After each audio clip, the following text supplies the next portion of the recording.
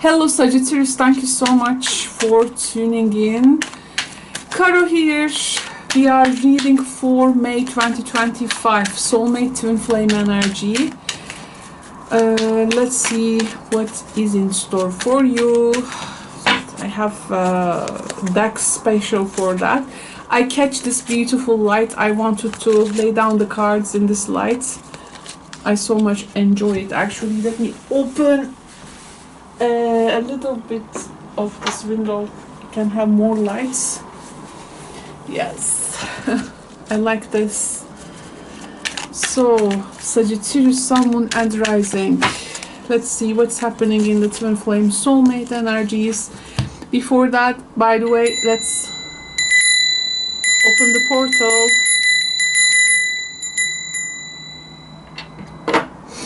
Okay.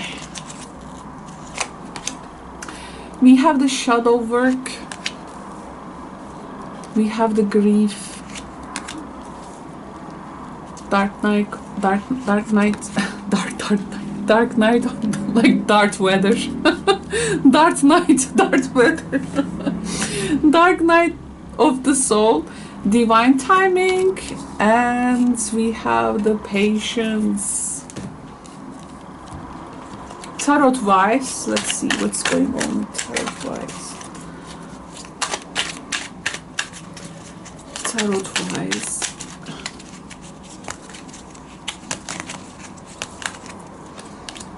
Three of Wands, Five of Pentacles, and the Four of Wands. Okay.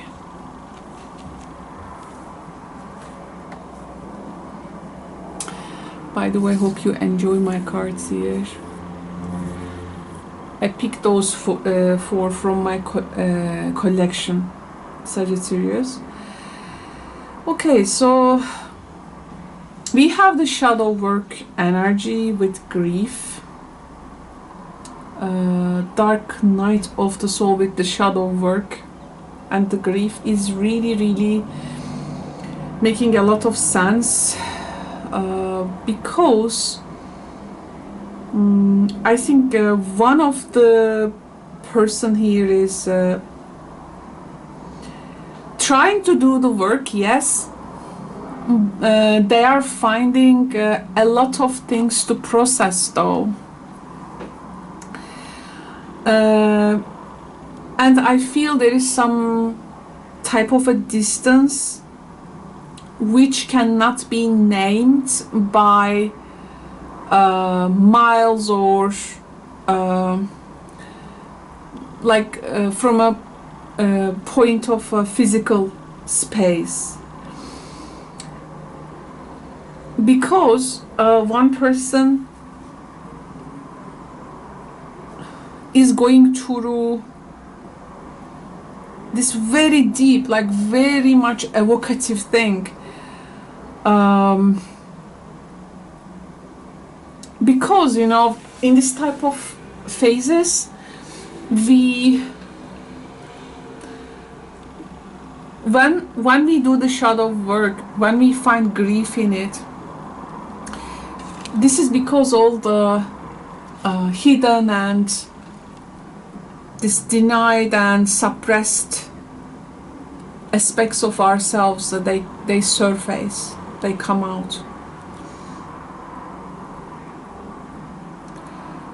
And we grieve for something like we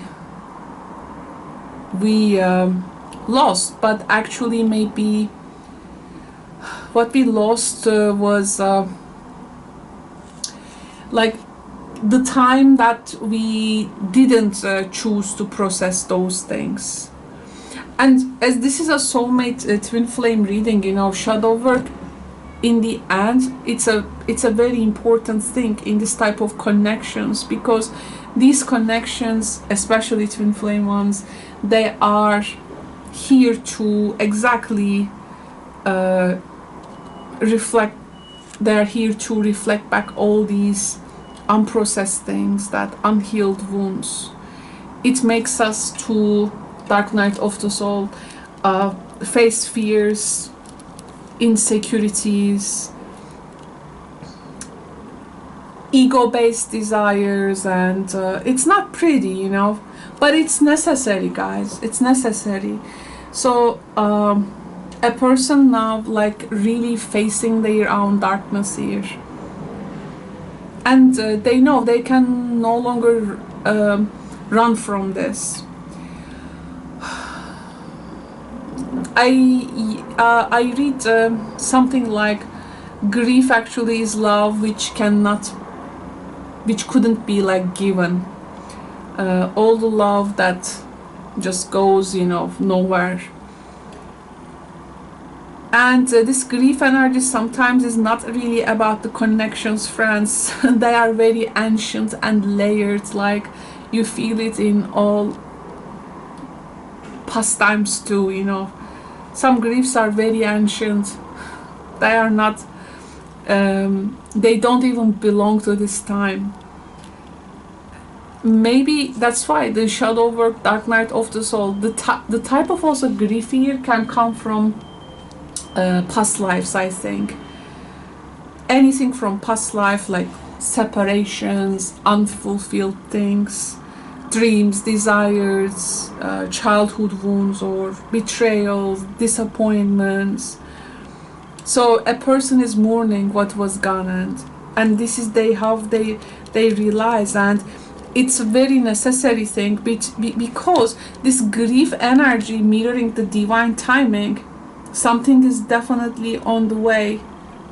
And before the divine timing, this is going to be, I think, like a necessary release of a person so that their heart can open fully. And for that, it's an isolating time, very painful, maybe very transformative time for them. Ego that occurs usually in dark night of the soul, but it's a symbolic that, you know, of course, like to build itself in a healthy way. So yeah, this is really dark, this part, but this is necessary for the old self dissolving what no longer serves. And yeah, sometimes I think at this stage things do not really make sense. At some point, like even guidance feels very distant, but the soul is likely to reborn based on this divine timing. Based on this divine timing, very tender time. And you know, here the soul struggles and it wants to make the timing according to his like own wishes. Like there can sometimes be this urgency for the things, but the divine timing is completely opposite of this energy, because this is a process which unfolds beyond our control. So orchestration is taking place, it requires patience, and this is not going to obey our personal will, because the soul's clock always ticks very differently, as you know. And this is echoing, as the patience echoes this divine timing. It's not a passive waiting process, it's an active surrender, my friends. This soul here is trying to let go of that attachment to the outcome. They become more soft. So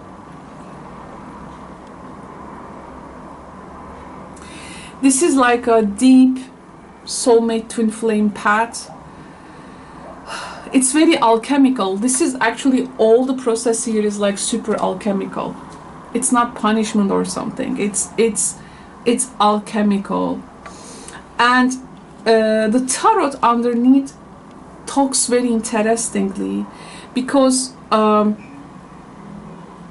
deep down, I think, the future looking anticipation with the Three of Wands, Five of Pentacles happens because the ego timing, we know it's not going to work in this.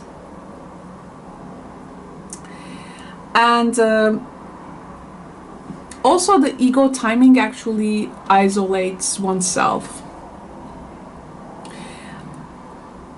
But I think the person here kind of realizes that the real freedom from this strife, Four of Wands, by the way, there can be some new house, foundation, or new living space where it's going to bring, I think, some new commitments.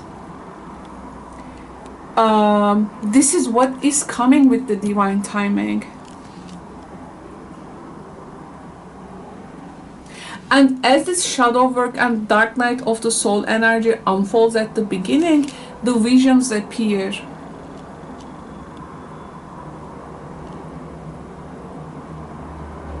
So the soul of the person is looking and they want to see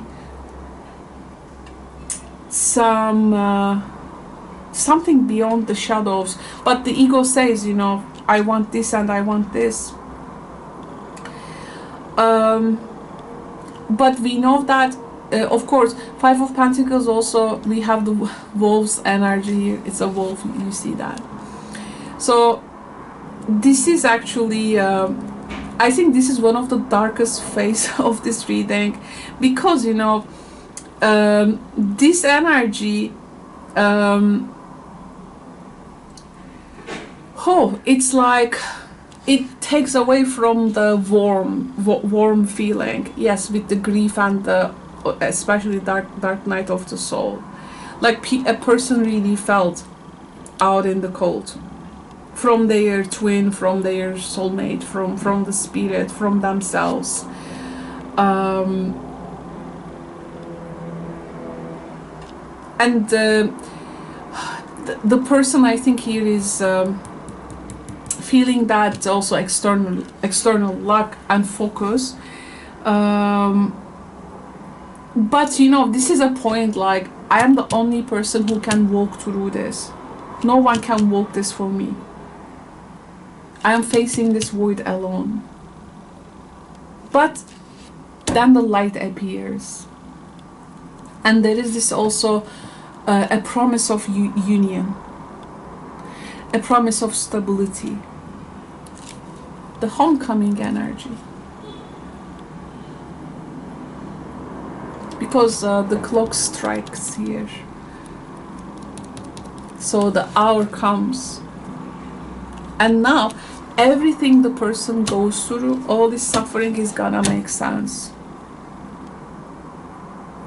And I think the home that one person is really longing is really opening its gates, opening its doors. And there's a celebration. You see, there's a celebration here. And this vision, this union, this home, this harmony, it will come, and it's not gonna come through the ego forcing. I think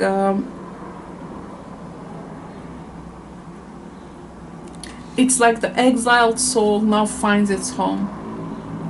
I think the soul finally remembers the way home. And it's all there.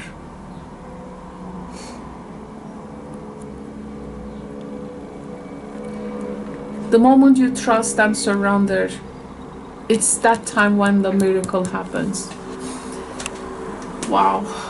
Thank you so much, Sagittarius, for joining me in this reading. So this was a general reading. I hope you enjoyed my presentation. If you have personal tarot questions, you can always find me in my live streams called Karo is Answering Your Tarot Questions. You can also come and join me there for a session. The information is at the description box below if this is your first time. And I will see you soon, Sagittarius. Take care. Bye-bye.